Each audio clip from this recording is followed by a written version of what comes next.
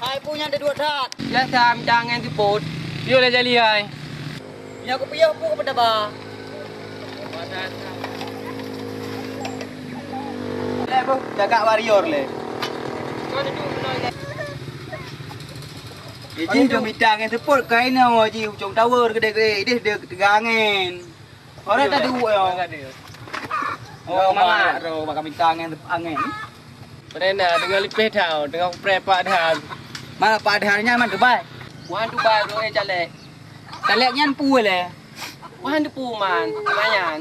Pada yang putra le, tanya haji tunang ke barang ngelom na, haji tunang le ke barang yang ngelom na. Yang ada pun pre dah, dulu pada ada pu kron. Pangai pak kadron. Patah. Patah. Pakau mana makanya aku piah mana? Biasa orang naik jalek. Oh, dudang le. Kuna ada? Ayo yu yak ron lengon lung deh. Oh, get. Jalan ya.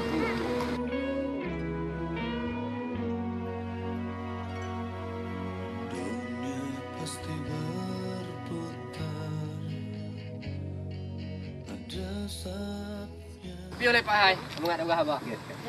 Rindu Pak. Dari wak gede nak jadi dah.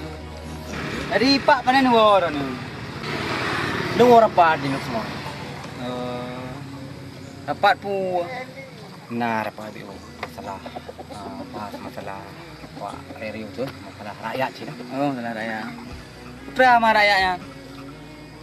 Rakyatnya yang lagi kita nyonyo. Oh, nah. Ya. Jadi ron orang merapang rakyat. Ke rakyat, ngon wakil rakyat. Oh, ngempok rakyat, ngempok ngawaki rakyat le. Wakil rakyat le. Jadi ku dengar perkawaannya ron celek putra le celeknya. Nya Pak Hai, putra le yang jalek. Nya Pak Hai, leng nak dengar bawa yo di. Bukan jalek yang Dubai, bukan Dubai mah. Kadang Dubai dompet nah. Berarti yang Dubai dompet dia dah kepeng mak celek. Warrior kau dengan tu. Menang. Calegnya yaitu calon legislatif. Legislatifnya adalah wakil rakyat. Untuk nyo yang caleg mentang calon, berarti calon legislatif. Nah, untuk urun-urun memilih, makanya untuknya baik salah pilih. Nek urun yang layak, nek dari latar belakang juga yang so, baik hotel kena caleg, ka sering muji, kena caleg katong kuimu. Nek memang urun yang layak. Olehnya yang layak yang berbaur dengan masyarakat. Jadi sehingga hotel terus gede. Memang cocok jika bantu masyarakat karena fungsi DPR calegnya untuk duduk di DPR. DPR Dewan Perwakilan Rakyat. Oh, munan Pak. Ya lagi ya. Gampang kan? Jadi DPR baik sampai Dewan Pengarah Rakyat. Ya, Dewan Perwakilan Rakyat.